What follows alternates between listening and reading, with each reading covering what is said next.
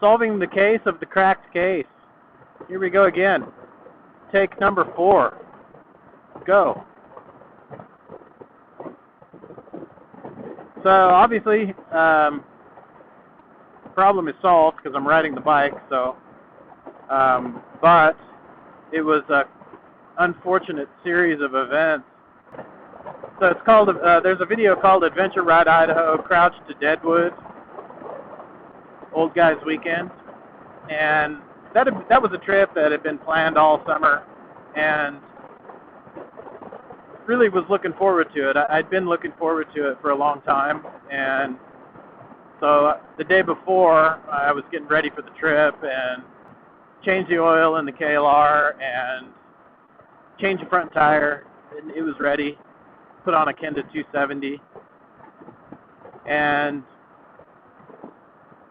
was ready to go. I got all packed up and put everything together the night before, so all I had to do was throw it on the bike and head out and go meet the guys and ride up to the cabin, and that was the plan anyway. But I came out the next morning and there was about a quarter of a cup of oil on the ground, and I thought, oh no, that's not good. I know I tightened that thing down well enough. The problem is that I didn't use the torque wrench to tighten it down. I thought my arm was trained enough to know the correct torque for some reason.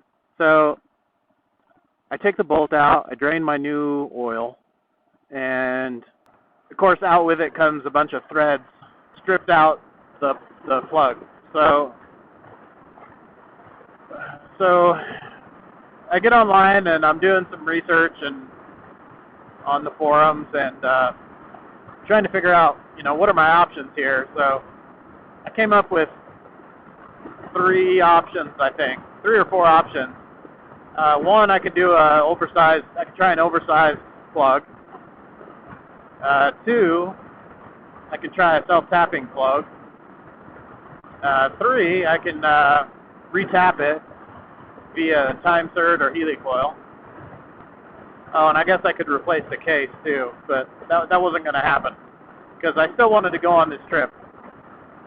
So I thought, okay, I'm going to start with the cheapest option first and just see what I can get away with here. So I go down and get an oversized plug, and I put that in, and that doesn't work. It's still leaking. So I'm moving on to option 2, which is time insert or helicoil. And they don't sell time inserts around here that I'm aware of. I don't know if anybody sells them, but I probably would have preferred a time insert, but the helicoil is well known and it works. I had never done one before, but that's what I heard. So I called around, and there was one in town that was a 12 millimeter by 1.5, which is what I need for the KLR, and it's downtown at the Napa. So I go down and pick it up. It's like $90. Comes with half a dozen coils and a tapping die, I guess you call it, and a tool to put the coil in. And so I get back home and looking around through my drill bits, and I don't have the right drill bit.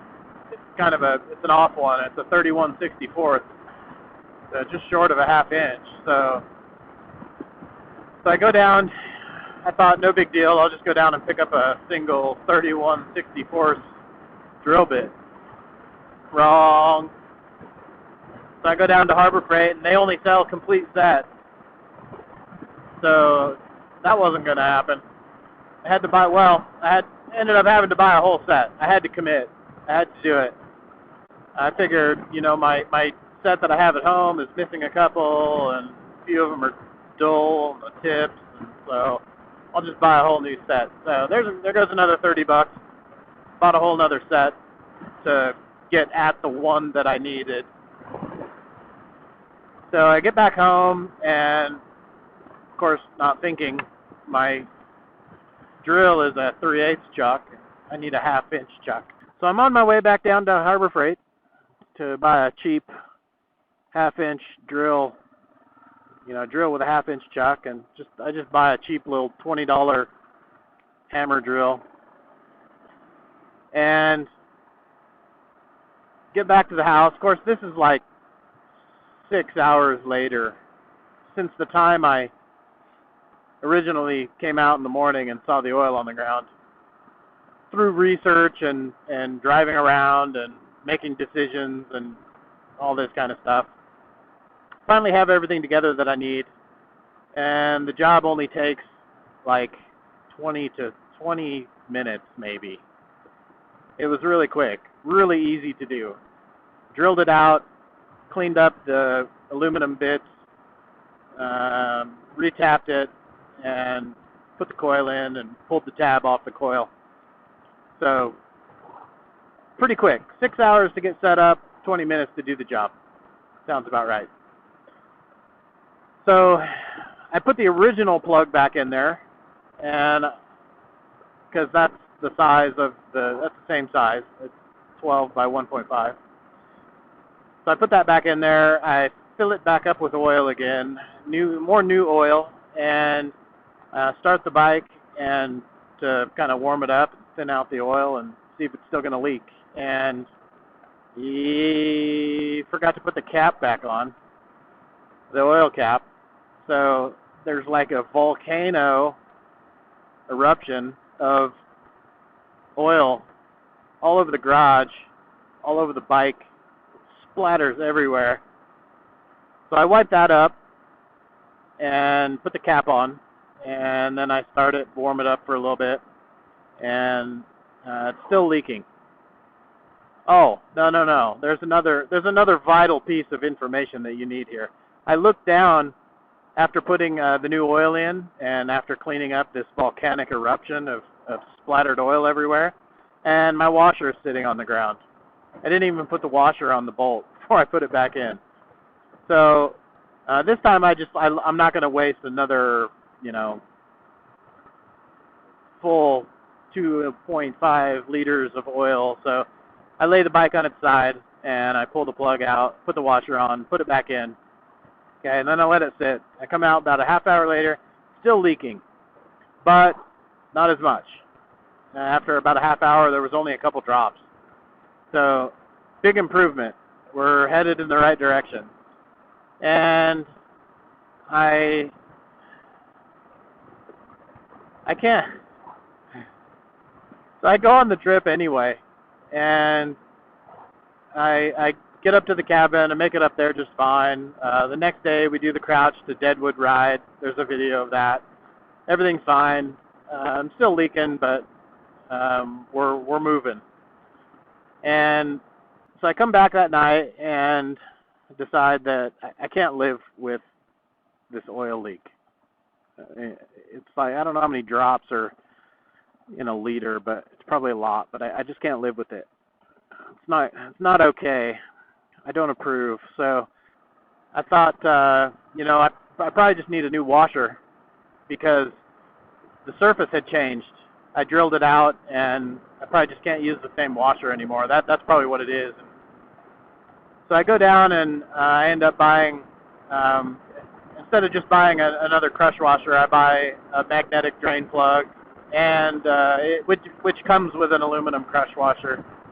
I thought I'll kill two birds with one stone, and I'll get any stragglers of aluminum and get a new crush washer on there at the same time, and we'll be good to go. Still leaking after that. So I'm like, this could only mean one thing. I must have cracked the case. I didn't really notice it when I was, drilling it out and working on it, but I must have cracked the case. So I get down there and take the bolt out, and yep, hairline fracture. Barely see it after wiping all the oil up and getting it cleaned up. So I get on and I do some research. I'm like, okay, what are my options now? My options are new case, or TIG weld, or JB weld. Those are my three options. So I figure, again, I'm going to start with the cheap option and work my way up. So I decided to go with the JB Weld option, and I sand it all down, rip off a chunk of JB Weld putty, and mix it up and stick it on there. And while I'm doing that, I notice that there's just a slight little step in the surface where the washer mates to the case. Just a little step there. And so I can't use that same washer again. So I got to go get some more washers. So I get on, I do some research, I see what kind of washers guys are using because I'm curious. And it seems like it's all over the map. Some guys are using aluminum, some guys are using copper, some guys are using nylon. So I figure, well, since some guys are using nylon, I need the most pliable washer I can get because I got this little step in there, and I need it to form to that step as easily as possible with the least amount of torque as possible and create a seal. So I go down to Napa and I buy these little blue 12 millimeter nylon washers. They have a little tab on them, and I use that in combination with the magnetic drain plug, and problem solved.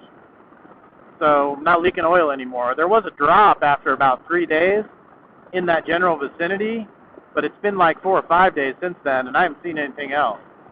So I'm going to pretend I didn't see that and pretend that there is no more leak for now. So that's the story of the cracked case. What I'm hoping that somebody will watch this and avoid making the same mistake I did a full day and $150-$60 later after, over torquing my oil plug. Hopefully this will save you from that experience, or maybe you found this video because you are in the middle of that experience, and in that case, Godspeed, and I hope that my solution will work for you. If that's the case, then click the like if you wanna. Subscribe if you're new. God bless, and we'll see you next time.